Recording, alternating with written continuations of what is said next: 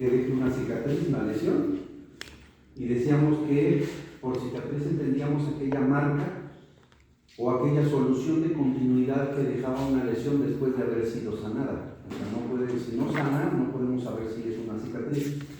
Y esa marca, pues es una marca que, en virtud de sus características y de que deja una solución de continuidad, pues es evidentemente una marca que está ahí, ¿no? Derivado de la lesión. Que tiene que ser en la cara, y decíamos que por cara entendíamos el rostro, es decir, aquella región anatómica caracterizada desde donde empieza el pelo, ¿no? donde nace o arranca el cabello, dice las tesis que leímos, hasta la punta de la barba, y de donde inicia una oreja a donde inicia la otra, ¿no? Transversalmente. Entonces se entiende pues que esa es la región del rostro, desde el mentón, como le llamamos, ¿verdad? Desde el mentón, desde la punta de la barba hasta donde arranca el cabello, y de donde inicia una oreja a donde inicia la otra, transversalmente. Ahora, no es suficiente que sea una cicatriz, es decir, que haya una marca y que sea en la cara. Tiene que ser permanente. El Código Penal Federal dice que tiene que ser perpetua. Ahora, ¿qué es perpetuo? Para siempre. La palabra perpetuo significa para siempre. La palabra permanente no significa para siempre. Significa que ahí está, que permanece, ¿no? Siempre pongo este ejemplo porque era muy característico de nuestras madres o de nuestras abuelas, que cuando tenían una fiesta decían, no voy a ir a la estética que me hagan una base, ¿no? Decían, voy a hacerme un permanente. ¿Y qué era un permanente? Se iban a hacer chinos. Incluso no se bañaban en un mes para que no se les cayeran no se destruyeran los chinos. Entonces, ¿por qué? Porque era un permanente, es decir, ahí estaban, pero se iban a quitar. Entonces es muy curioso el lenguaje, y sobre todo cuando tenemos que someter a interpretación, bueno, cualquier concepto tiene que ser, cualquier palabra es sujeta a interpretación. Pero la palabra perpetuamente, que de la que habla el Código Penal Federal, significa que no se va a quitar la cicatriz, es para siempre. Pero la palabra permanente significa que ahí está, pero y se puede quitar algún día. Pero ¿qué es la permanencia? Que ahí está. Y es algo muy, muy curioso porque no significan lo mismo, pero lo que significa desde el punto de vista de las lesiones es que una vez que ha sido sanada, ahí está la cicatriz. Si se quita, qué bueno, pero si no se quita, también es tipificada. En cambio, en el Código Penal Federal no. Se tendría que diagnosticar que ya nunca se va a quitar. No, pues que sí se va a quitar, entonces no es perpetua. ¿De acuerdo? No es perpetua. Entonces, me parece que el concepto más light y más protector es el que dio el Código de la Ciudad de México. Porque no importa si se va a quitar o no se va a quitar. Si no se va a quitar, ahí está. Si sí se va a quitar, de todas maneras ahí está. Eso es lo que significa permanente. Ahora, ¿qué significa notable? Que se vea. Que sea visible. ¿Saben? Cuando uno revisa ciertos casos concretos, uno empieza a decir, qué fácil es el derecho a veces. Pero no es así. Díganme ustedes, ¿cómo vamos a hacerle para decir que es notable porque es visible? ¿A qué distancia? Porque es visible a 1 metro, pero a lo mejor a 3 ya no, a 5 tampoco, a 10 metros tampoco. ¿Cuál es el parámetro que tenemos que seguir? Eso no lo dice la ley, eso hay que interpretarlo y hay que deducirlo de otras cuestiones, en este caso de la jurisprudencia. Pero no solamente es eso, ¿quién la tiene que hacer? ¿Quién tiene que determinar si es visible o no? Entonces, de acuerdo con los criterios y con la lógica, estos 3 aspectos tiene que hacerlo un perito. Es el perito que nos tiene que decir si va a dejar una cicatriz o si quedó una cicatriz, es decir, una marca que quedó ahí de soluciones de continuidad de los tejidos después de que la lesión fue sanada.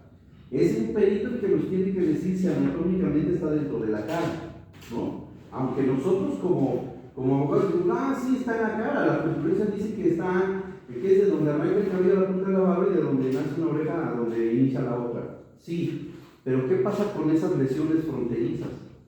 Con esas situaciones que si es muy claro, si fue del pómulo, pues cualquier persona puede decir sí está en la cara, pero al final de cuentas puede haber una lesión limítrofe, ¿no?, entre la región del rostro y no sabemos si está en la cara o está fuera de la cara, y entonces un perito es el que tiene que determinar.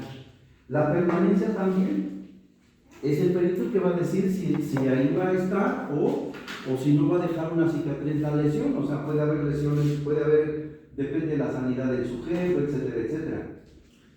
Pero la notabilidad no es un problema pericial. ¿Por qué? Porque cualquiera puede determinar si es visible o no. El nuevo sistema de justicia nos hizo cambios rotundos en este punto. ¿Por qué? Porque la inspección judicial ya no existe como prueba. Ahora, existe la inspección, pero como un dato de prueba que tiene que hacer la policía de investigación. La inspección judicial ya no existe. Los jueces no pueden hacer pruebas, no pueden desahogar pruebas, ¿no? Pueden interrogar cuando tienen alguna duda, pero los jueces ya no pueden hacer nada.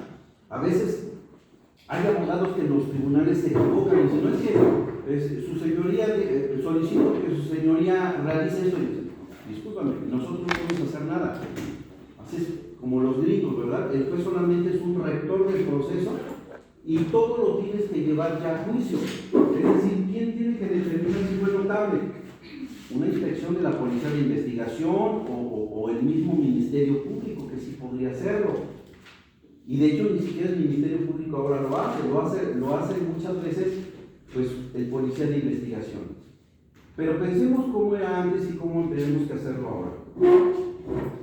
Porque lo que sí nos marcan los criterios de jurisprudencia es que, ahorita vamos a leer, es que notable es algo que se ve, que se nota desde luego, dicen las tesis. ¿Y quién lo tiene que determinar? Bueno, antes era la autoridad. Hoy tendría que seguir siendo la autoridad y a lo mejor nosotros como actos de investigación que podemos realizar, tendríamos que hacerlo. ¿A qué distancia? A una distancia de la visión normal. Hay tesis que dicen que son 3 metros, hay tesis de jurisprudencia que dicen que son 4 metros y hay tesis que incluso dicen 5 metros. Lo interesante de todo esto es que cuando nosotros vamos a hacer un estudio de optometría para que nos hagan unos lentes, normalmente es a una distancia de 3 metros donde nos hacen el estudio de la visión, ¿de acuerdo? Que diga las letras y no sé qué tal. Esa es la visión normal, un promedio de 3 metros. Ahora, la jurisprudencia señalaba que cuando se hiciera la inspección de estas lesiones por parte de la autoridad tenía que hacerse mediante una forma de tal manera que el juez no podía detenerse a ver si se veía. O sea, él no podía decir, no, sí se ve, no, a ver, tráiganme mis otros lentes. No, o sea, decía que eran de primera impresión, es decir, el juez se paraba, decían ya su señoría, se volteaba, se regresaba, ¿se ven? No se ven. O sí se ven, pero no puede estar repitiendo el análisis, ni puede hacerlo detenidamente. Entonces, hoy en día tendría que respetarse por quien quiera que lo hiciera la misma práctica, porque de lo contrario no funcionaría el si son notables o no. Entonces, notable significa que se ve. ¿A qué distancia? A la distancia de la visión normal, entre 3 y 5 metros.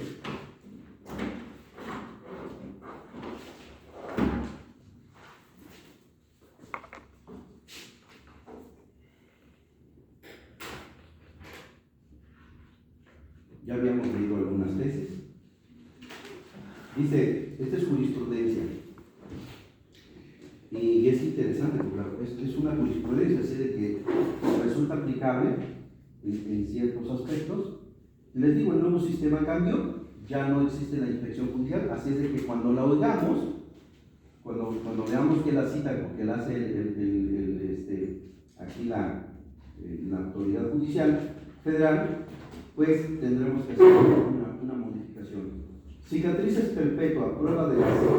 Como la determinación de la permanencia de una cicatriz requiere conocimientos técnicos especiales para que pueda imponerse la pena correspondiente a las lesiones que dejan cicatriz perpetuamente notable, es necesario que la perpetuidad se compruebe con un certificado o dictamen médico. Es decir, el juez no podría determinar si eran permanentes o no, o la autoridad que hizo el análisis de la inspección no podría determinarlo. Quien tiene que hacerlo es un perito con un dictamen médico.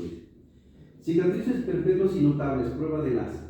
Si del dictamen médico se desprende que las lesiones dejan cicatriz perpetua y notable en la cara del ofendido, y de la fe judicial, que ya no existe, ¿verdad?, del estado en el que se encontraron aquellas practicadas 2 años después, se observa que las cicatrices eran visibles a 4 o 5 metros de distancia, debe concluirse que la perpetuidad y la notabilidad de las cicatrices se encuentran plenamente demostradas. Lesiones visibles.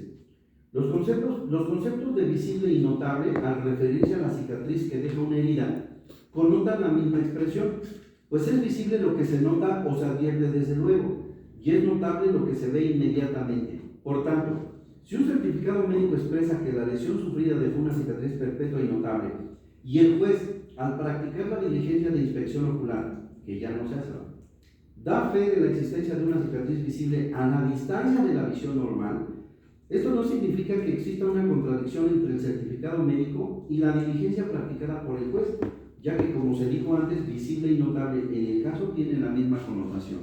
Entonces, aquí hay una variable. Muy bien, el juez ya no puede hacer una inspección como lo dice ahí, ¿no?, pero alguien la tiene que hacer.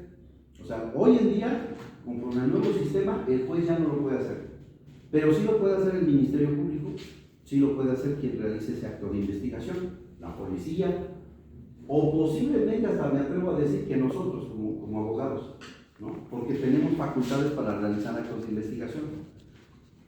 Entonces, se tiene que hacer dentro de la misma praxis, no tiene por qué cambiar la praxis, tiene que hacerse de esta forma, de primera impresión. Ahora dice que la notabilidad de la lesión significa que se ve. Ahora, ¿por qué notable y visible es lo mismo en este caso? Dice esa tesis, porque es en la cara. Miren, un ejemplo. Vamos a ver más adelante el tipo de lesiones que generan una deformidad. La deformidad no significa que quede todo chueco con la nariz de lado, ¿no? Eso puede ser. Lo que significaría es que la deformidad es visible. Pero la deformidad puede ser una lesión en la columna, con la cual el sujeto está así y camina así. Entonces, la lesión no es visible, pero la deformidad es notable. ¿Sí me explico? Sí. Es lógico, pues. ¿Por qué? Porque no se ve la lesión, pero sí se nota que hay una deformidad. El sujeto ya no camina igual, está doblado, lo que sea. Pero aquí sí, porque las lesiones son en la cara. ¿Y por qué es notable? Porque se ve. Hay lesiones que no se ven, pero se notan. Aquí se notan y se ven. ¿De acuerdo? Entonces, espero que la retórica que utilizo sea claro para que ustedes entiendan muy bien todos estos detalles. Entonces, la notabilidad no la puede hacer un perito. Ahora, la cuestión aquí, por ejemplo, hay algunas tesis que decían, ok, y si el juez no ve bien, o sea, si el Ministerio Público que está ahí en turno va a hacer el acto de investigación de la inspección, pero no ve bien, ¿por qué? Pues porque usa lentes y ya le falta un grado para que tenga un perro, ¿no?, un perro guía. Entonces, ¿quién lo va a hacer? Bueno, puede hacerlo alguien que sea de su personal, o inclusive, creo que tengo la tesis, dice, a la distancia de la visión normal. Cicatrices visibles y perpetuas. La primera Sala Suprema Corte ha sostenido que el carácter de perpetuidad de una cicatriz como consecuencia de una lesión es materia de calificación de los peritos médicos y que la determinación de la notabilidad de las cicatrices es cuestión de la apreciación directa del juzgador, cuando existía, por no necesitarse para ello conocimientos técnicos. Para los efectos de la ley penal, por cicatriz notable debe entenderse aquellas que son visibles a primera vista, y la visibilidad desde el punto de vista legal es la aptitud de ser apreciados por los órganos visuales. La ley penal tiene en cuenta para establecer las penas la notabilidad y no solo la visibilidad de la cicatriz que deja las lesiones en la cara del ofendido. Consiguientemente, es la notabilidad la que debe certificar el juzgador para el efecto de imponer las sanciones correspondientes. Bueno, esto es interesante, ¿verdad? Entonces tiene que ser de primera impresión. Antes decía, la hace el juez, hoy quien la tenga que hacer, tendrá que hacer la misma práctica. Dice, cicatrices notables, prueba de las. Para determinar la visibilidad o notabilidad de una cicatriz en la cara, es el juzgador el que debe expresar esa circunstancia mediante la fe judicial. Ya no, y esta es una jurisprudencia. Ahora, en el fondo, ya dije, el juez no puede hacerla. Pero quien la haga, lo único que sí es claro es que el perito no es quien tiene que hacerla, ¿no?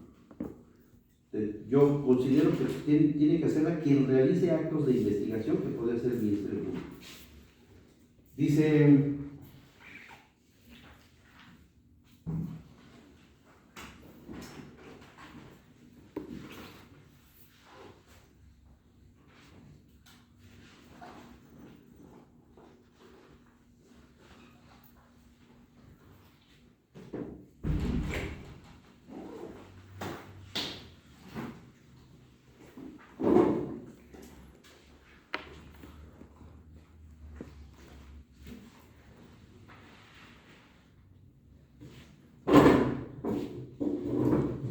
tengo una tesis que dice que pueden utilizar inclusive testigos de asistencia.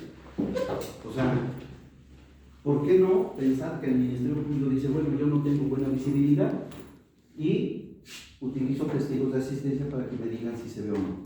Y con eso acreditar la viabilidad de este elemento del tipo penal, que es la notabilidad. ¿Ok? Entonces, ahí está. Las cicatrices son sancionables de 2 a 5 años si dejan una cicatriz en la cara permanentemente notable. Como les decía, el legislador empieza a darle importancia a otros aspectos distintos de lo que es precisamente la salud, la integridad, como sería la estética de las personas, ¿no? Ahora, el artículo 72, cuando habla de la individualización de las sanciones, pues ahí es donde vamos a ver que no es lo mismo que se le ocasione una cicatriz en la cara a Thalía, por ejemplo, o a, no sé, a Shakira, ¿no? A que le hagan a que le ocasionen una lesión, una cicatriz en la cara al Vasco Aguirre. ¿Por qué? Pues porque el Vasco Aguirre es un sujeto que no vive de su rostro, es una imagen pública pero no vive de su rostro, y además está muy arrugado. A lo mejor no se le ve. O si es Ambriz, que está bien feo, pues no le pega tanto a como si fuera Shakira. O sea, la extensión del daño causado para individualizar la pena, pues está dentro de este margen, ¿no? En el que el juez se va a mover. El 72 dice precisamente que tomará en consideración, entre otras cosas, la extensión del daño causado por la conducta. Muy bien, vamos al artículo 130, fracción quinta.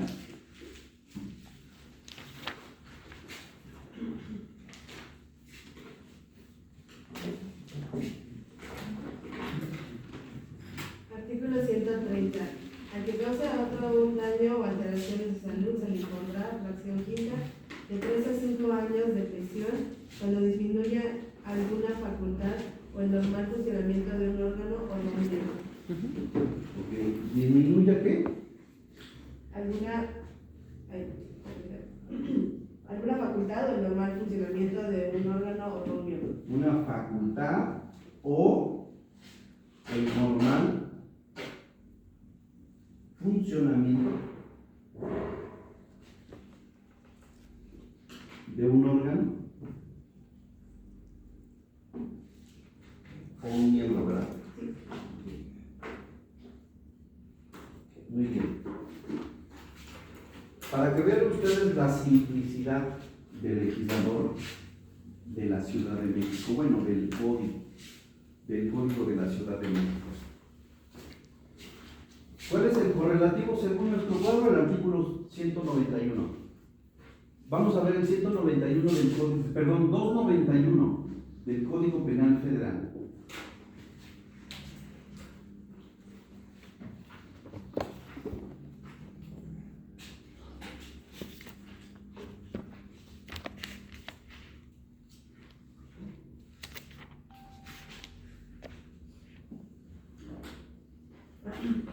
Artículo 291. Se impondrá de 3 a 5 años de prisión y multa de 300 a 500 pesos al que infiera una lesión que perturbe para siempre la vista o disminuya la facultad de oír, entorpezca o debilite permanentemente una mano, un pie, un brazo, una pierna o cualquier otro órgano, el uso de la palabra o alguna de las facultades mentales. Ok, nada más, ayúdame. Dice, perturbar para siempre la vista. Disminuya la facultad de oír. La facultad de oír. Entorpezca o debilite. Entorpezca o debilite. Permanentemente. Ok. Permanentemente. Una mano. Un pie. Un brazo. Una pierna. O cualquier otro órgano. El uso de la palabra. O alguna de las facultades mentales.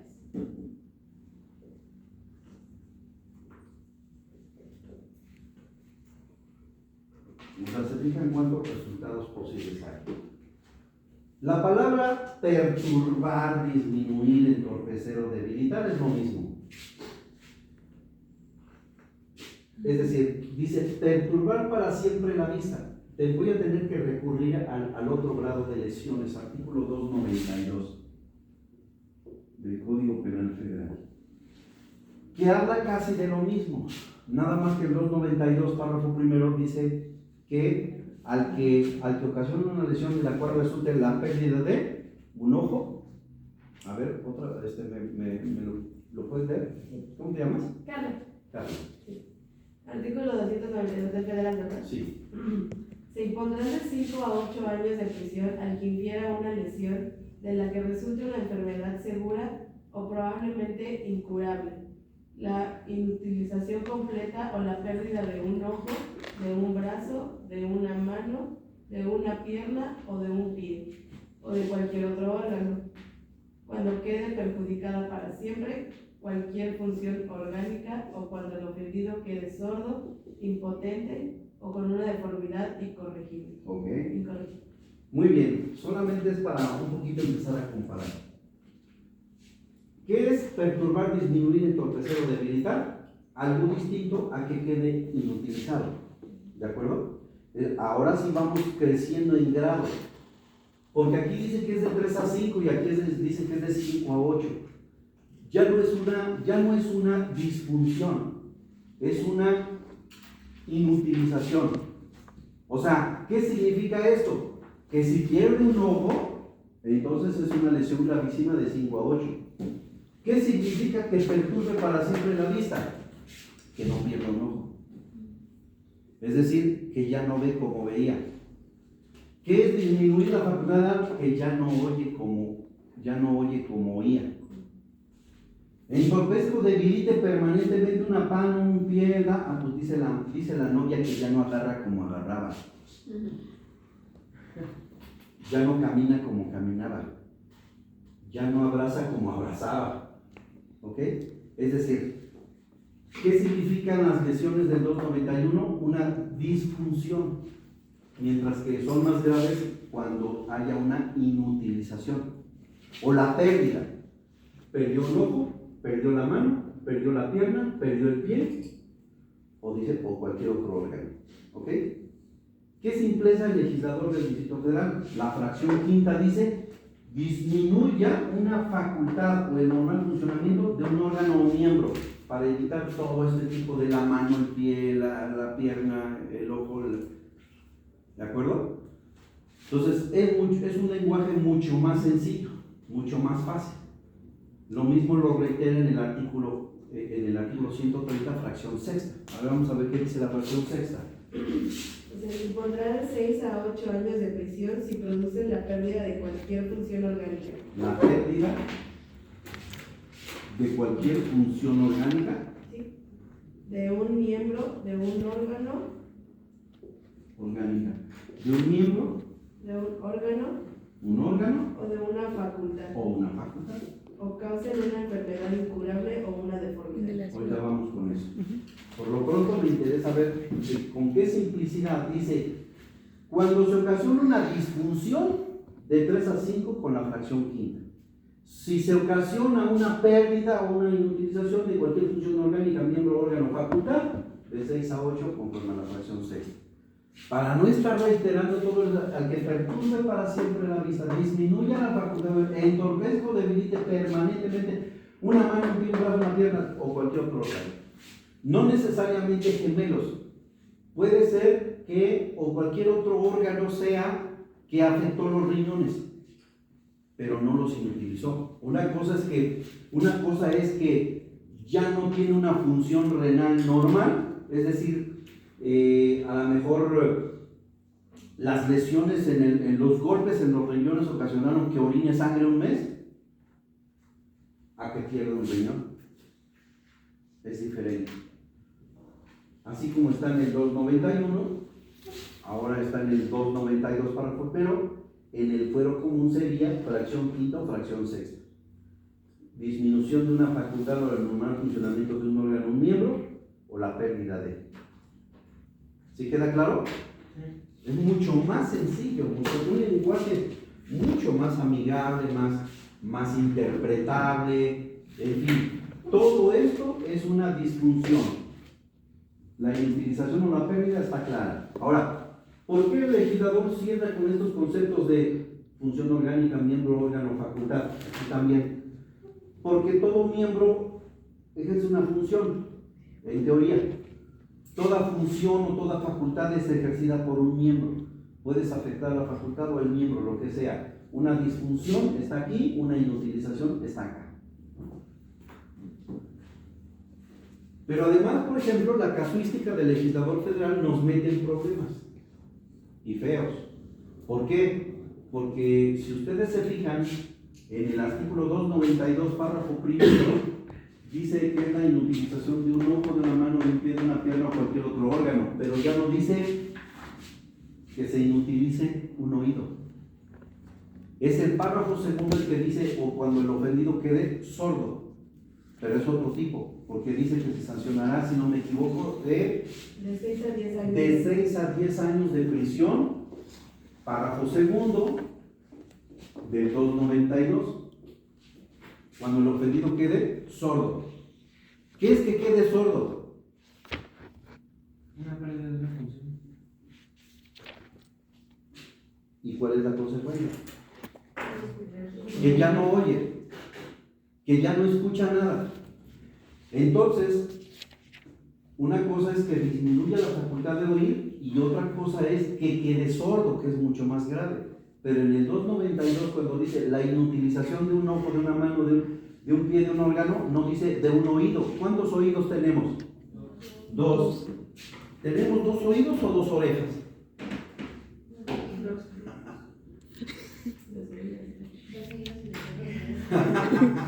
No, se me olvidó, ¿no? No, porque fíjense que lo interesante de esto, y esto lo tuvimos que estudiar cuando no existía un código tan sencillo como el Código de la Ciudad de México, porque además muchos de los códigos de los estados se basan siempre en los del centro, así es de que se basaban en el Código Penal Federal. Hoy en día copian mucho el Código de la Ciudad porque es extraordinariamente bueno. Pero el problema aquí es que el legislador dice, espérame, ¿y dónde está la pérdida de una oreja? Está claro que hay lesiones que ocasionan que el sujeto ya no oye de un lado. De hecho, se puede perder la audición de un lado. ¿Pero dónde la metemos? ¿Como la disminución de la facultad de oír o la pérdida de un lado que no existe en el tipo penal? Lo que existe es que quede sordo o que se perturbe la facultad de oír. No sé si me captan cuál es el problema. Se puede perder un ojo y eso no significa, aunque sí, perturbar para siempre la vista, pero no es la interpretación correcta. Porque si pierde un ojo, aunque se perturbe la vista, está aquí. Perturbar la vista es que ya no ve como veía. Disminuir la facultad de oír es que ya no oye como oía. Entonces, ahí nos mete en problemas el legislador porque es tan casuístico que tiene razón porque tenemos solamente una función de oír. El oído es uno, aunque tengamos dos agujeros por los cuales escuchamos. Entonces es una interpretación complicada porque dice, bueno, ¿y si perdió un oído, dónde lo tipificamos? ¿En que disminuyó la facultad de oír? Porque tampoco quedó sordo. Bueno, pues no hay de otra más que decir, o cualquier otro órgano. Porque una cosa es el órgano y otra cosa es la facultad. Entonces así es como precisamente nos mete en serios problemas, ¿no? Si ustedes se fijan, el 292 párrafo primero dice, o cualquier otro órgano, y luego hay un punto y coma y dice, o cuando quede perjudicada para siempre cualquier función orgánica. Y dices, bueno, ¿qué es que quede perjudicada? El legislador usa un lenguaje bastante arcaico o conservador a veces porque pues es un legislador de 1931. ¿Qué es que quede perjudicado? ¿Que quede perturbado o que quede inutilizado? Si es que quede inutilizado, pues lo acaba de decir en el inicio del párrafo. Cuando quede inutilizado la pérdida de un ojo, una mano, un pie o cualquier otro órgano. Luego dice, cuando quede perjudicada cualquier función orgánica. ¿Qué es que quede perjudicado? Bueno, la palabra perjudicado es que quede afectado. No es que quede inutilizado, sino que quede afectado. Hay una especie como de regresar al 291. Pero hay una diferencia.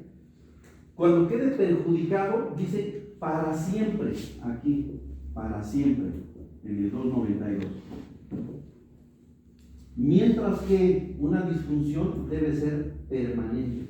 Y aquí es donde reiteramos que no es lo mismo como lo veíamos en el artículo de la cicatriz en la cara. No es lo mismo perpetuamente que permanentemente. Entonces así lo que quiero enseñarles es la capacidad que tenemos que hacer para interpretar cada palabra del legislador. No es lo mismo para siempre que permanentemente. Hace poco me consultaron porque en la FGR estaban viendo unas lesiones ocasionadas a un policía federal y era federal las lesiones, pero no sabían. Dice, es que ¿qué crees, maestro? Le afectaron una pierna, le dispararon en una pierna, ¿no? Pero no sabemos dónde tipificarlo. Eso lo entorpece permanente una pierna o la inutilización de una pierna. Le digo, a ver, ¿perdió la pierna? No, ok. Entonces, lo que tenemos que ver es, una pierna está siendo afectada, ya sea que va a quedar entorpecida o debilitada, sí, ok. El otro punto es, ¿va a poder caminar en un determinado tiempo? Sí. Ah, entonces no es para siempre, entonces es permanente. Entonces tipifícalo aquí. ¿Por qué? Porque si ya no va a poder caminar bien durante toda su vida, entonces aquí es o cuando quede perjudicada para siempre. Si no queda perjudicada para siempre, entonces quedó perjudicada permanentemente. Hay lesiones en donde dicen, pues sí, va a tener problemas, pero como en 5 años con terapias ya va a poder recuperar el 100% de su andar o de su movilidad del brazo. ¿Ah? Perfecto. Entonces, por eso permanentemente y para siempre implican cosas diferentes. Regresando a nuestro fuero común, porque es lo más común que puede ocurrir, es la fracción quinta y la fracción sexta tienen interpretaciones muy claras. La fracción quinta es una disfunción de los órganos, de los miembros o de las facultades, mientras que la fracción sexta es una pérdida de las facultades, de las funciones de un miembro o de una función. ¿Ok? ¿Y ahora qué viene de una pijama? Decía que en el departamento que era de pijamas, y si no me como a 5 ahí en el metro. Sí. Yo creo que si no se hace celoso desde que sale uno de casa, no se vive la experiencia. Sí. En el metro me miraba bien raro. A ver, no tiene frío. Sí, de verdad no tengo frío. ¿Sí quedó claro entonces cómo distribuimos la disfunción y la inutilización o la pérdida? ¿Quedó claro? Ok. Fracción quinta, una disfunción. Fracción sexta, una inutilización. Ahora, la fracción sexta tiene otros aspectos también que están en el 292, párrafo primero. Y son los con los que concluye la fracción. O sea, Carla, ¿puedes leer por favor la fracción sexta del 130? Vamos a repetir esta. Fracción sexta. Artículo 130. Que cause a otro un daño o alteraciones de salud, puede impondrá fracción sexta de 6 a 8 años de prisión si producen la pérdida de cualquier función orgánica de un miembro, de un órgano o de una facultad, o causen una enfermedad incurable o una deformidad. Causen una enfermedad incurable o una deformidad. Si nosotros vemos el artículo 292, párrafo primero, empieza diciendo, ¿verdad?, cuando se produce una enfermedad probable o seguramente incurable. Después se sigue con la inutilización y termina diciendo, o hay una deformidad incorregible. El legislador del Distrito Federal le quitó algo que dice el Código Penal: causen una enfermedad incurable, punto. No probable o seguramente incurable, porque eso es una expresión que genera inseguridad jurídica. Porque además la probabilidad o la seguridad es sobre la incurabilidad de la enfermedad, no sobre la aparición de la enfermedad. Hay una enfermedad, pero ¿cómo vamos a sancionar la gravedad? Si es probable o seguramente incurable. ¿Qué es lo que dice el legislador del Distrito Federal? No, probable o seguramente. O sea, cuando se ocasiona una enfermedad incurable. Ahora, ¿qué es incurable? Pues que no tiene cura. En la medicina el concepto no existe, porque dicen los médicos, no, para nosotros es curable a futuro. Por eso investigamos, por eso existe la ciencia médica. Pero valorado jurídicamente, claro que hay enfermedades incurables. El SIDA, un cáncer, ¿no? Ahora, por enfermedad, la palabra enfermedad proviene de la expresión patos, patología. Entonces, una enfermedad es un proceso patológico. Y esto es algo muy complicado en lesiones.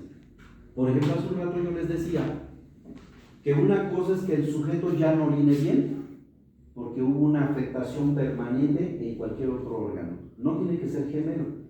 Los riñones son gemelos, ¿verdad? Pero podría ser una lesión en el hígado, una lesión en el vaso, puede perder el vaso. Pero una cosa diferente es, el sujeto tuvo lesiones en los riñones que lo van a afectar,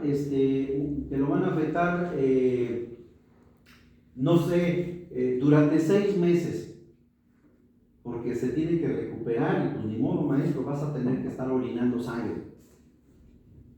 Y otra cosa es que perdió el riñón. Y otra cosa muy distinta es que los peritos nos digan que va a desarrollar una insuficiencia renal crónica. ¿De acuerdo? Eso es lo que significaría una enfermedad.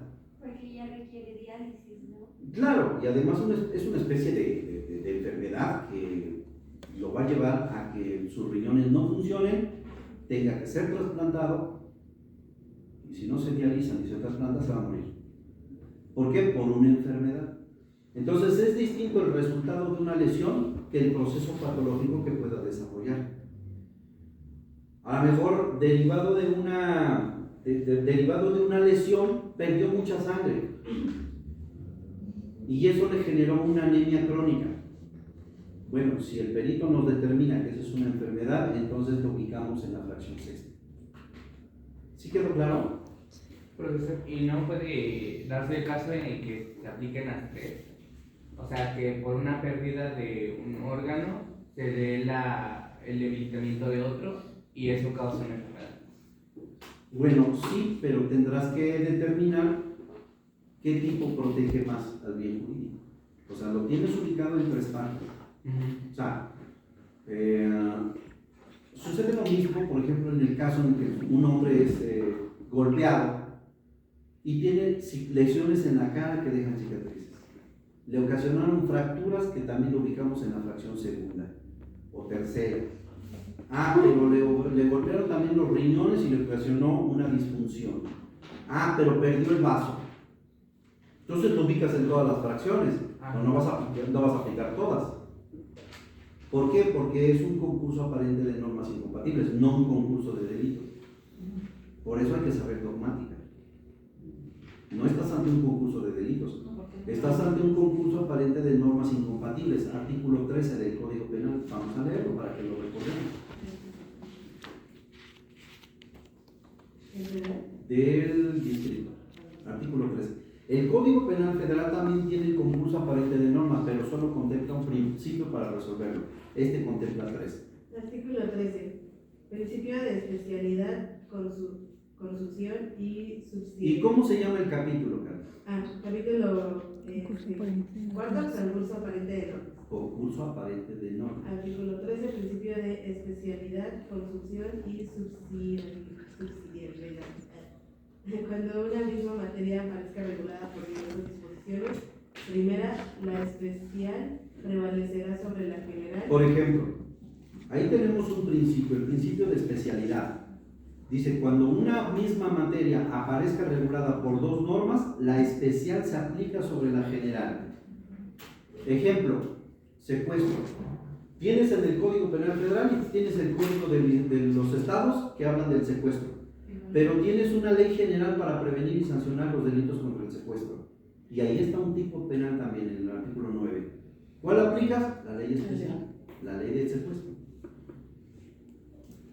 En cambio, aquí no estamos ante una ley especial y una ley general, pero tenemos un principio en segundo lugar en la fracción segunda. ¿Cuál es, Carla? Segunda. ¿Qué sería el de consunción o absorción? La de mayor protección al bien jurídico absorberá a la de menor alcance. Muy bien. ¿Qué norma protege más tu bien jurídico de la salud de la persona? ¿La fracción segunda o la fracción sexta? La sexta, porque nuestra referencia es la sanción, ¿no? Entonces no vas a aplicarle también la cicatriz en la cara, la fractura del brazo, entonces, no. ¿Cuál es la mayor? Perdió un riñón, entonces la fracción sexta. ¿Sí estamos de acuerdo? No es un concurso de delitos, es un concurso aparente de normas incompatibles. ¿Cuál es el concurso de delitos? Es que perdió el riñón por un disparo. Y tenía permiso para portar armas. No, entonces también castígalo por la aportación de armas. Ahí entra el concurso de delitos. Artículo 28. Conductas continuadas por el mismo sujeto, ¿no? Sí, aunque la continuación, digamos, es la circunstancia o la forma en que ocurrió el evento, pero aquí lo importante es que tiene un arma y con eso lesionó. Profe, yo tengo una duda. Es que a mi primo le llegó un caso a su hospital. Y que Es médico. es psicólogo de urgencias. Pero dice que la señora tenía pues a su esposo, tienen un hijo.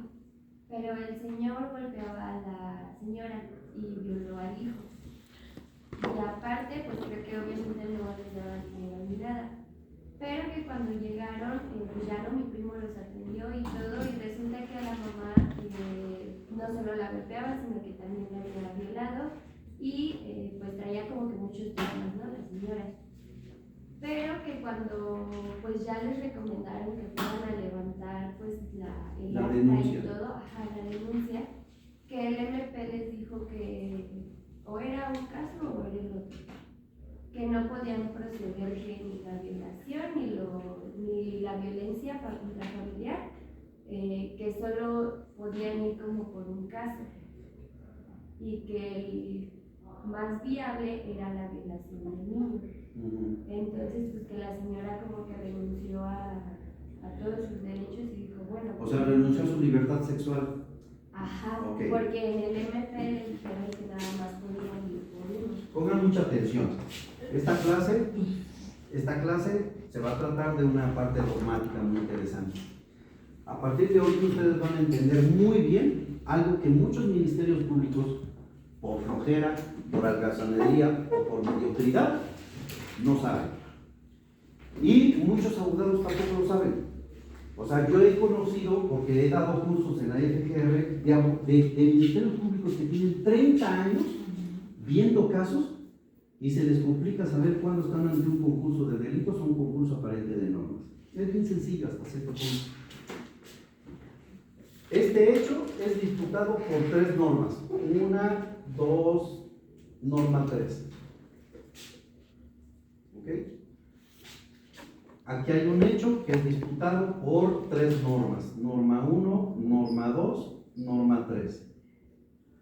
Se parecen, son igualitos. Nada más que aquí hay un solo hecho con 3 normas y el concurso es aparente, porque solo una de ellas se va a aplicar. No violas ningún detalle respecto de dejar impune el hecho, porque esta norma le dice a estas: no se preocupen, yo me encargo.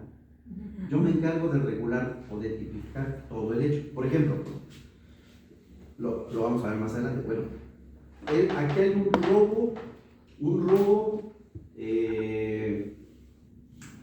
robo calificado con violencia, porque además entraron a una casa. Y entonces le dice a la norma que contempla el allanamiento de morada: quítate porque yo la contemplo.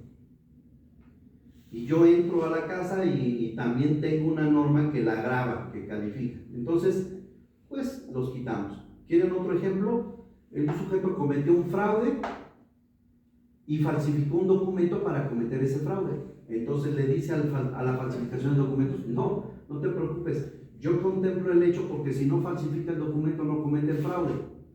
Nuestro artículo 13 por eso dice: el que proteja mayormente al bien jurídico. ¿Cuál es el bien jurídico? Pues el patrimonio, no la falsificación del documento. ¿Ok? Entonces, es un concurso aparente de normas cuando una norma resuelve aplicarlo sobre el hecho y no deja nada suelto. ¿Qué pasa aquí? Aquí tenemos un hecho y 3 normas que disputan el mismo hecho. Entonces,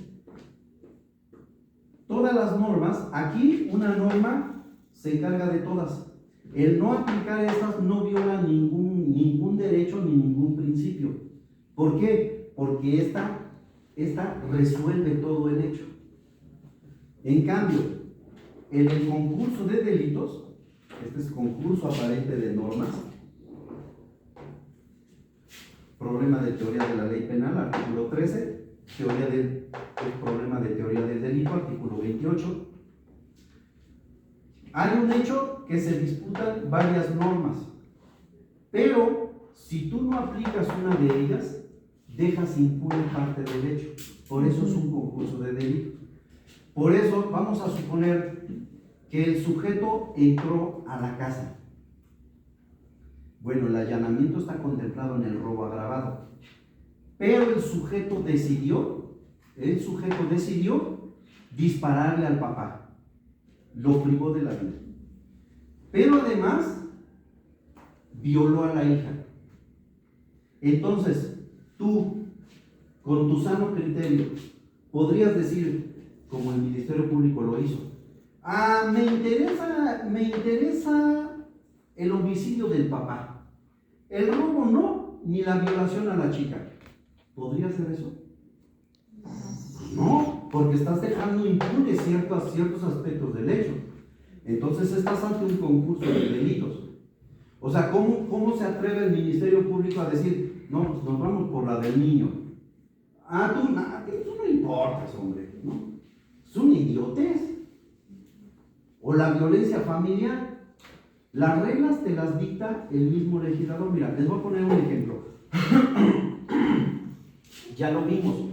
Cuando vimos el homicidio calificado, dijimos que el homicidio calificado se calificó por el disparo de arma de fuego, ¿se acuerdan? Por los medios empleados, artículo 138. Entonces, el problema es que inclusive un problema de concurso aparente de normas incompatibles se daba hace mucho tiempo, porque los homicidios se cometían obviamente con disparo de arma de fuego. Y entonces los jueces, todos, siempre los jueces, sabían aplicar el concurso aparente de normas. Y decían, no voy a sancionar por el disparo de arma de fuego, porque si no dispara un arma, no lo mata. Entonces sanciono el homicidio con arma de fuego. ¿Qué es lo que entra a concurso? Lo que entra a concurso de delitos es la aportación del arma. Esa es otra cosa. Pero yo no puedo sancionar por la aportación de arma, el homicidio y además por el disparo del arma, porque el disparo del arma es absorbido por el homicidio. Ese delito, o sea, como siempre, ¿verdad? Los diputados dijeron, pues entonces, si nunca sancionan por el disparo de arma de fuego, entonces ¿para qué lo tenemos? Y lo derogaron. ¿Cuándo opera como un delito autónomo? Pues cuando un loco sale el día 16 de septiembre y saca su pistola y empieza a disparar y está borracho. ¿Pudo haber matado a alguien? Pudo haber matado a alguien. Ese es el delito de disparo de arma de fuego. Autónomo, porque es un delito de peligro. Entonces derogaron un delito muy importante, que la gente pudiera disparar un arma de fuego en una zona donde pudiera poner en riesgo a las personas. Lo derogaron. Y hace 2 años regresa el delito de disparo de arma de fuego, porque todo lo que tenga que ver con armas en este país ahora es importante. Entonces regresa el delito de disparo de arma de fuego, pero regresa con una regla. Y dice el nuevo tipo penal, dice, el delito de disparo de arma de fuego se sancionará independientemente del delito que ocurra. Y entonces ya te cambió la regla en el homicidio. ¿Por qué? Porque ya no es un problema de concurso aparente de normas. Ahora la misma ley te dice que entra a un concurso de delitos, ¿no? Disparo de arma de fuego, homicidio calificado, porque ya lo califica también, ¿no? Y aparte la aportación de armas. ¿Quién te dicta todo esto? La ley. Cuando tú ves la ley, si no te dice nada, entonces tienes que razonar como lo estamos haciendo. El error grave del Ministerio Público adscrito al hospital es decir, pues no, tenemos que irnos por un hecho. No, el hecho está aquí, y el hecho está en que este sujeto golpea a la mujer, violó a su esposa, vamos a ver violación, y es procedente, ¿sí? Y además a su hijo. Son 3 cosas diferentes, ¿de acuerdo? Y es más, el delito de violencia familiar te mete al concurso de delitos, porque dice, se sancionará la violencia familiar sin perjuicio de los delitos que ocurran con la violencia. ¿Por qué? Pues porque sí hubo violencia, pero además, oye, le dejó una cicatriz en la cara a la señora. Entonces ahora te mete al concurso de delitos, ¿no? ¿Ok? Las leyes te lo dicen. Pero la diferencia entre un concurso aparente de normas compatibles y un concurso de delito es que en el caso que hay un hecho disputado por varias normas, es concurso de delitos si tú, al no aplicar una norma, dejas impune parte del hecho. En un asalto a un banco, por ejemplo, donde roban, lesionan al policía, le disparan al gerente, se llevan a una persona secuestrada de rehén, se llevan el coche, se llevan el dinero. O sea, ningún ministerio público podría decir, bueno, me interesa el robo al banco, las lesiones al policía no me interesan, eso no lo aplico. No, porque está dejando impune las lesiones al policía. O no podría decir, la muerte del gerente no me interesa, entonces esta norma no la aplico. No, estás dejando impune un homicidio. ¿De acuerdo? Esto que vimos en 5 minutos, 4 minutos, es sumamente complicado cuando llegas a la práctica. ¿Qué les digo? Entonces yo por eso les argumento y les digo, el proceso lo pueden saber. Estudien un diplomado, enfrenten un juicio, 3, 4 guamazos, ¿no? Tengo una clienta que está estudiando Derecho. Le digo, aprende, con tu propio caso aprende. No, pues sí, licenciado, no, pues sí, ni modo, ¿no? Vamos a la intermedia, ¿de qué está la intermedia? Hasta le doy clases, ¿no? Y no se las estoy cobrando. Entonces, es bien interesante porque aprendes el proceso, sí lo vas a aprender con 3 guamazos, un diplomado, un curso, ¿no? Vas a entender. Por eso los muchachos no están aquí, están con Tomás, seguramente están aprendiendo el proceso lo vas a aprender. Lo que es difícil es aprender la dogmática. qué vas a defender, qué vas a argumentar, por dónde te vas a ir, qué estructura conoces perfectamente la estructura del delito, por dónde te vas a ir, qué es un estado de necesidad exculpante, es un estado de necesidad justificante, es un error de prohibición, es un error de tipo, invencible, vencible, ¿qué es? ¿Es un concurso aparente, es un concurso de delitos? ¿Qué vas a argumentar? ¿No? Bueno, ok. Pues vamos entonces decíamos de que se causa una enfermedad incurable. Le quitó la palabra probable o seguramente que dice el Código Penal Federal. ¿De acuerdo? Todo empezó porque el compañero decía que qué pasaba si se ubicaba en... Sí, claro, ¿verdad? O sea, aquí al final de cuentas, por ejemplo, si lo golpean en los riñones, ¿no? Y el médico determina que pues sí, o sea, está orinando sangre y todo eso, o perdió el riñón, pero también se va a generar una enfermedad probable, o una enfermedad incurable, como la insuficiencia renal, pues te vas por lo más grave. No puedes sancionar todos, porque es un concurso aparente. Pero luego al final dice, o una deformidad. El legislador dice una enfermedad incorregible. ¿Qué significa una enfermedad, una deformidad incorregible? ¿Qué significa incorregible? Que ya no se puede reparar. Que ya no se puede reparar por los medios naturales, ¿verdad? Ya no se puede reparar, ya no es corregible. Cuando el legislador quiere ser, lo es claro. Una cosa es que sea permanente, otra cosa es que sea para siempre, otra cosa es que diga que es incorregible o incurable.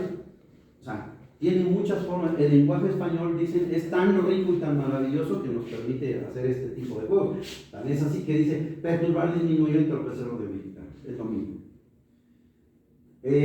Lo que no es lo mismo es que sea para siempre, permanente, ¿no? Pero es igual cuando dice para siempre o dice incorregible, en fin.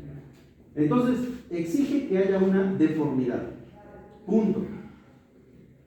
El legislador federal dice que sea una deformidad incorregible, que no se quite. Ahora, ¿qué es una deformidad?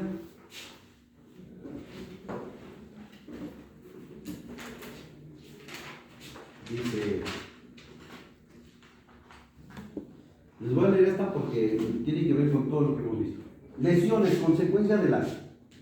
Si el ofendido perdió 2 dientes a consecuencia de los golpes asestados por el acusado, aun cuando sea cierto que dichos órganos pueden reemplazarse por piezas mecánicas, ello no desvirtúa el hecho de que la lesión a la integridad corporal se haya dado, ya que la corrección aparente se hace por medios mecánicos y no por obra de la naturaleza. En estas condiciones, si el juzgador calibró la pena atendiendo al daño causado, así como a las circunstancias de que la sustitución de los dientes crea torpeza en el funcionamiento del órgano de la masticación, tal individualización de la pena es conforme a derecho. O sea, en lesiones habría muchas dudas por parte de nosotros. ¿Qué pasa si pierde 2 dientes o un diente de la persona? Ya no va a poder morder bien. Dice, no, pues se los voy a poner de oro. Sí, eso es reparación del daño, ¿no? Pero si pierde 2 dientes, va a tener problemas, dice ahí, del órgano de la masticación. Para mí es la función digestiva, ¿no? Bueno, vamos a leer otro. Dice, deformidad. Para considerar que una lesión ha producido deformidad, debe tenerse en cuenta que según el diccionario de la lengua, deformidad es lo mismo que desfigurado, feo, imperfecto, y el Código Penal del Distrito no distingue clases diversas de deformidad para que deba estimarse esta, que sea notable ni que afecte el conjunto de la persona, bastando que aparezca visible la señal que desfigura. Dice, lesiones que producen deformidad. El artículo 292 del Código Penal del Distrito Federal señala la pena, cuando se refería al Código Federal, señala la pena de 5 a 8 años de prisión al que infiera una lesión que dé por resultado alguno de los hechos que enumerativamente se señalan en el mismo, siendo el último de los previstos el de que el ofendido quede con una deformidad incorregible. La pérdida absoluta del pabellón de una oreja ocasionada por una lesión inferida, con una nota importante, produce evidentemente una deformidad de ese carácter, criterio este sustentado por los penalistas españoles Luis Jiménez de Azúa y José Antonio Oneca en su obra Derecho Penal conforme al Código de 1928. en los siguientes términos. Deforme es lo mismo que desfigurado, feo, imperfecto, según el diccionario de la lengua, por lo que queda en tal estado quien pierde el pulpejo de una oreja. ¿Se acuerdan que decíamos? Perder un pedazo de oreja no es parte de la cara, porque es de donde inicia una oreja, donde inicia la otra transversalmente. Está fuera de la cara, pero es más grave, es una deformidad. ¿Ok? La sanción, pues aquí, como dice, de 6 a 8. Es una deformidad. Perder precisamente pues esa parte de la oreja. Ahora, ¿qué es deforme? Deforme, aunque dice ahí que es algo feo e imperfecto, pues no te dice nada, porque son puros conceptos muy subjetivos, ¿no? ¿Cuántos de nosotros nos dice nuestra esposa, ay, estás hermoso? Pues es subjetivo, ¿no? Es subjetivo. O sea, pero algo feo también es subjetivo. Algo feo o imperfecto. No es que quede amorfo, es decir, que pierda la forma, sino que quede deforme, es decir, que la forma no es la misma. Eso es lo que tendría que entender. Sumamente complicado. Para mí es una de las, esa es una de las, de los aspectos del tipo más difíciles de determinar. ¿Se acuerdan que leímos una tesis donde, leímos muchas tesis, ¿verdad? Pero hay una donde dice que la cicatriz era notable porque por la longitud de la lesión, 10 centímetros de extensión por 2 de ancho. Para mí, si yo hubiera sido juez, la hubiera valorado como una deformidad. El problema es cómo acusan los ministerios públicos. Si el ministerio público no conoce bien las cosas, se va a equivocar, la imputación es de equivocar. Entonces, no puede ser que una lesión de este tamaño, que seguramente fue con un machete, 2 de ancho es más gordo que mi dedo gordo. Entonces, más ancho. O sea, en el rostro es brutal. No sería una deformidad. Entonces, pero les voy a decir quiénes son los mejores jueces y peritos para determinar una deformidad. Los niños. Los niños son los que entran al metro a alguien y dicen, ¿por qué ese señor no tiene nariz? ¿Sí o no? Sí. Los niños te ponen en vergüenza, los hijos. En una ocasión, los niños estaban pequeños, nos sentamos a esperar a la mamá que estaba en Julio, imagínense, ¿no? Les dije, miren, vayan por helados y aquí esperamos las horas. Ya, el Señor nos condenó a eso, vamos a esperar, ¿no? Cuando íbamos a las plazas comerciales y veía a Julio y mi mujer, los niños se ponían enfrente y decían, no, mamá, por favor. Eran horas, estaba esperando. Nos estábamos esperando ahí, esperando a mi mujer que saliera de probarse ropa, y llega un señor sin una pierna, se sienta junto a nosotros y se va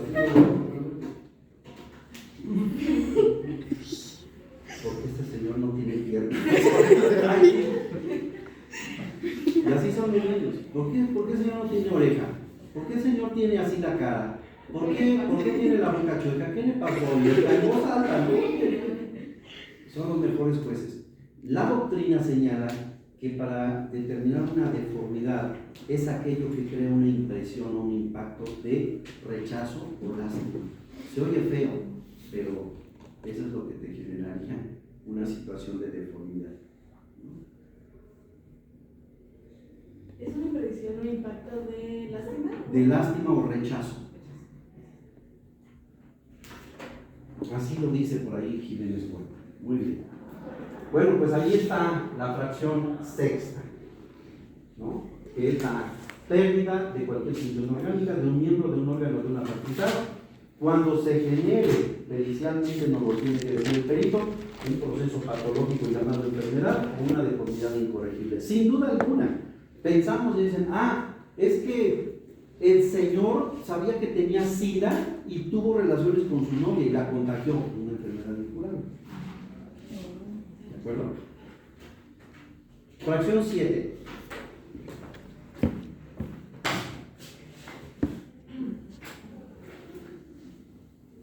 Fracción 7. De 6 a 8 años de prisión cuando pongan en peligro la vida. Lesiones que ponen en peligro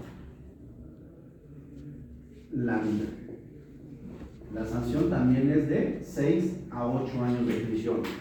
El legislador consideró que era lo mismo. O sea, sanciona con la misma gravedad. Si pierde un órgano, un miembro o una facultad, se ocasiona una enfermedad incurable o una deformidad. Es lo mismo, la misma sanción a las lesiones que ponen en peligro la vida. La tipicidad no es lo mismo. ¿Cuándo estamos ante una lesión que pone en peligro la vida? Díganme, ¿qué es poner en peligro la vida? ¿Qué hay riesgo de perderlo? Que hay riesgo de perderla. Muy fácil. Muy bien. Si yo les dijera que pasó un sujeto disparándole a otro, ¿no? Cuando iba caminando en la banqueta, la clásica ejecución, ¿verdad? Y va pasando con la moto y le descarga la pistola, ¿no? 8 disparos o 7. Le impactan 5 de las 7. ¿Lo ponen en peligro su vida? Sí. ¿Sí? Ay, lo mató. No. ¿Por qué? ¿Cómo Porque- te llamas? Mariana. Mariana. Porque pueden dispararle a alguien Ajá. y depende del calibre de la bala, Ujú. depende el lugar, porque aunque puede entrar, puede no salir, entonces puede haber hemorragia interna, sí, pero puede solo rozar y no afectar ningún órgano vital. De los 5 disparos que digo, uno le dio en el hombro, otro le rozó el brazo, otro le rozó la rodilla, el otro le dio en una llanta. Entonces, Ninguno impactó en un área importante. ¿Se puede morir? no. Entonces, cuando se dice que ponga en peligro la vida, tiene que valorarse el caso concreto. Uno de los errores de los médicos, por ejemplo, es decir, es que sí, llegó al hospital, lesiones que ponen en peligro la vida. Pero la jurisprudencia dice que tiene que determinar los argumentos y las razones de su dicho. ¿Por qué? Porque no es cierto. No cualquier lesión lo pone en peligro. Miren, por ejemplo, yo recuerdo un caso donde un sujeto le metió 2 puñaladas en el abdomen a otro. Y el cuate, o sea, sus amigos, cuando lo hirieron, se lo llevaron en el coche al hospital, llegó, él tiene 2 lesiones efectivamente en el área peritoneal, en el abdomen, ¿sí? Le agujeraron un intestino, si es cierto, ¿sí? Entró a cirugía y hasta el tipo dice, háblenle a mi jefa, carnales, no, sí, me van a operar. Entró a la operación, lo remendaron, 8 días después estaba bien. ¿Pudo haber muerto? Sí. Sí. ¿Ok? Entonces hay 2 cosas que hay que valorar. Una probabilidad, que dice la jurisprudencia que tiene que ser real y efectiva, y otra cosa es una posibilidad. En el caso que les digo, hubo una posibilidad, pero no una probabilidad real y efectiva de que pudiera haber muerto. Ahorita vamos a leer algunas tesis, pero también existen criterios médico-legistas que nos determinan cuándo estamos ante una probabilidad real y efectiva. La primera de ellas es que el sujeto esté en un estado de shock. Creo que se escribe así. Creo. Si lo pueden checar. Sí, la es. Sí, Muy bien. Un estado de shock.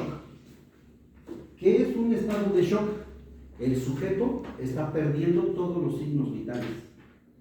Cuando llega a un hospital y dice, viene en shock, ¿Es probabilidad? se activan hasta protocolos. ¿Sí? Está perdiendo temperatura, está perdiendo latitud cardíaca, está perdiendo reflejos, está perdiendo señales de temperatura, etcétera, etcétera. O sea, hay toda una baja de cuestiones que tienen que ver con precisamente sus funciones vitales. ¿Ok? Ese es el estado de shock. Entonces, si el médico dice, llegó en estado de shock, ya con eso te das una idea de que si tuvo una probabilidad, no una posibilidad, una probabilidad real y efectiva de perder la vida. El segundo criterio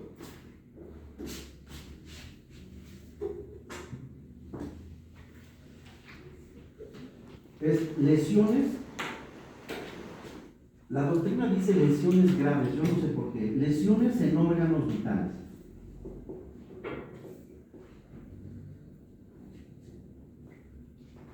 En un ejercicio de práctica del nuevo sistema, estaban en la FGR. Nos daba mucha risa. ¿Por qué? Porque la situación, y cometen el error que hemos platicado aquí, en el ejercicio de práctica del juicio oral cuando empezaba, el caso que presentaron los ministerios públicos federales fue una lesión en el corazón, una lesión profunda en el corazón. No manches, una lesión en el corazón te va a matar. Sí. O sea, ¿cómo puedes decir una lesión profunda en el corazón con un arma punzocortante? No. Pero ellos estaban diciendo que eran lesiones que ponían en peligro la vida. Pues más bien es un homicidio en grado de tentativa. O sea, eso es justo lo que quiero yo enseñarles siempre a mis alumnos. O sea, abusados. Yo tengo alumnos que cuando de repente me ven, para empezar, son muy buena onda conmigo, porque siempre he sido muy buena onda con mis alumnos. Y porque se me abren las puertas. Pero además me enorgullece saber que ellos están en lugares donde dicen, es que, maestro, yo me acuerdo de sus clases y cuando las pongo aquí en práctica, cuando discutimos un caso, dice, la verdad es que nosotros destacamos. Me da mucho gusto saber eso. O sea, que estudien, que vean, que vayan a sus apuntes, muchas cosas que vimos. Dice, sí, la verdad, o sea, la neta, a mí me ha ayudado muchísimo. Y por eso quiero que ustedes aprendan, entiendan, etcétera, etcétera. Entonces, lesiones en órganos vitales es otra característica, otro factor médico-legal para determinar que efectivamente el sujeto tiene una probabilidad real y efectiva de perder la vida, ¿no? A lo mejor no en el corazón, pero sí puede ser en el hígado, ¿no? Sí puede ser en los pulmones, por ejemplo, ¿okay? Entonces, en órganos vitales. Otra es infecciones graves. Esto sí puede ser valorado, ¿verdad? Hay infecciones e infecciones. Infecciones graves.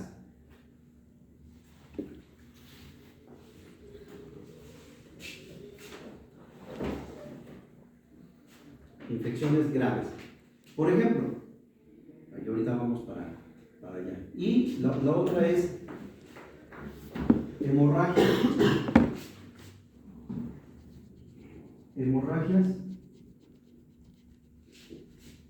con cuadros de anemia aguda. Entonces díganme ustedes si el caso que yo les puse del sujeto que recibe 2 puñaladas estuvo ante una posibilidad o una probabilidad real y efectiva de morir. Solo en una posibilidad. Si el doctor hubiera dicho, como lo dijo inclusive, ¿verdad?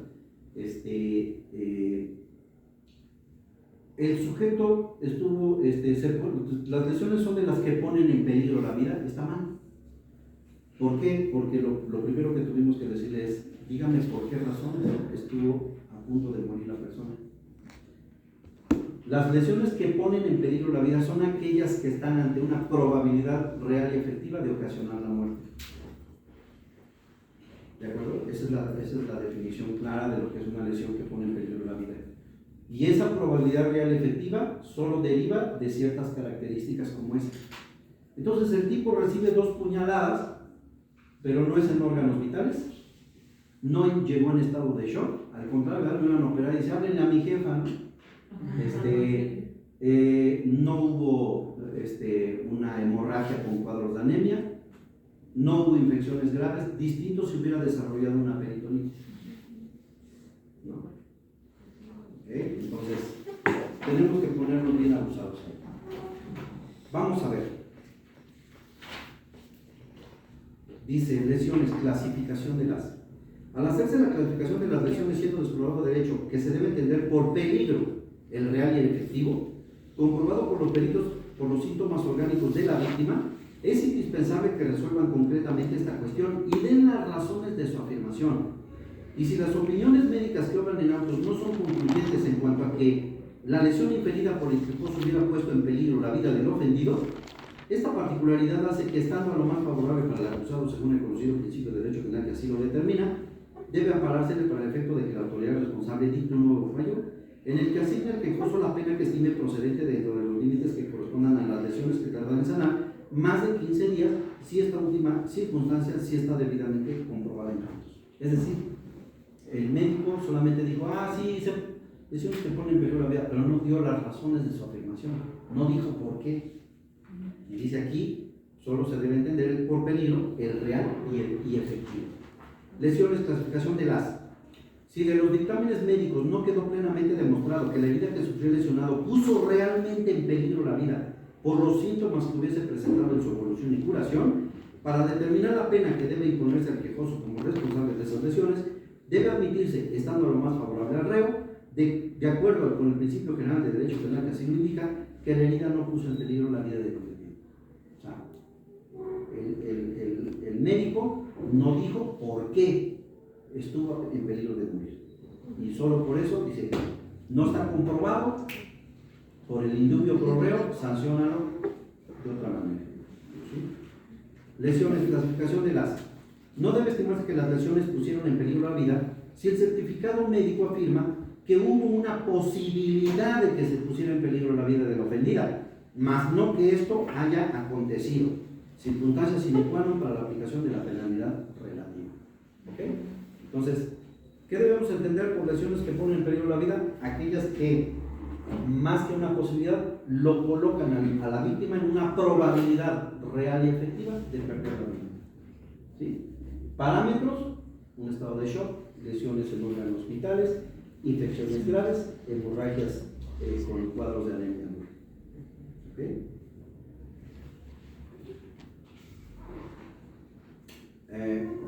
Ustedes yo creo que estaban muy chiquitos, porque esto ya pasó hace como 10 años, pero el torero español, ¿cómo se llama el chavillo? El Curry, algo así. No, ni me gusta ni sé mucho de cosas.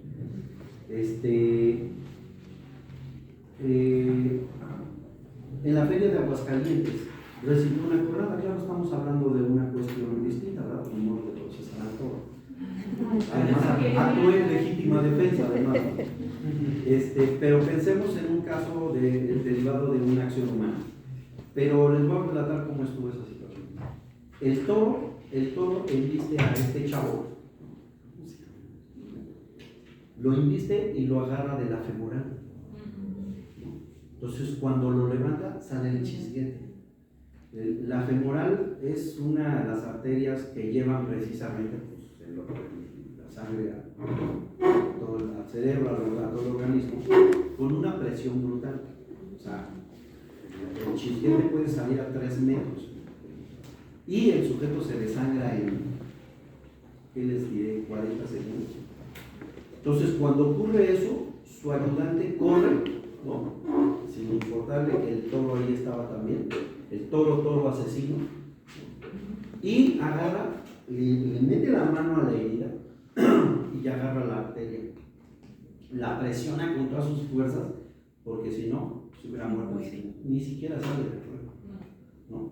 Entonces, es obvio que ahí inclusive lo tuvieron que transfundir, porque en cuestión de los segundos que tardó en correr, perdió mucha sangre. Perdió sangre. O sea, ¿cuántos litros tendremos de sangre? 5 litros en el cuerpo, pero entonces perdió mucha sangre y hasta decía después de Roma, ahora tengo sangre mexicana, porque me transfundieron sangre de aquí. Pero un cuadro de hemorragias de esa naturaleza con cuadros de anemia que puede producir, lo coloca en una probabilidad real y efectiva de perder la vida. ¿Ok? ¿Alguna pregunta? No. Maestro, y con que cumpla alguno de estos parámetros, ya Sí. existe una probabilidad. Así es. No tienen que ser los 4. O sea, con una. Por ejemplo, un disparo o una herida con arma punzocortante en los pulmones sin duda alguna lo va a poner en una situación crítica, ¿no? Que tenga un pulmón. Ok. ¿Alguna otra pregunta? ¿Todo bien? Nos vemos en los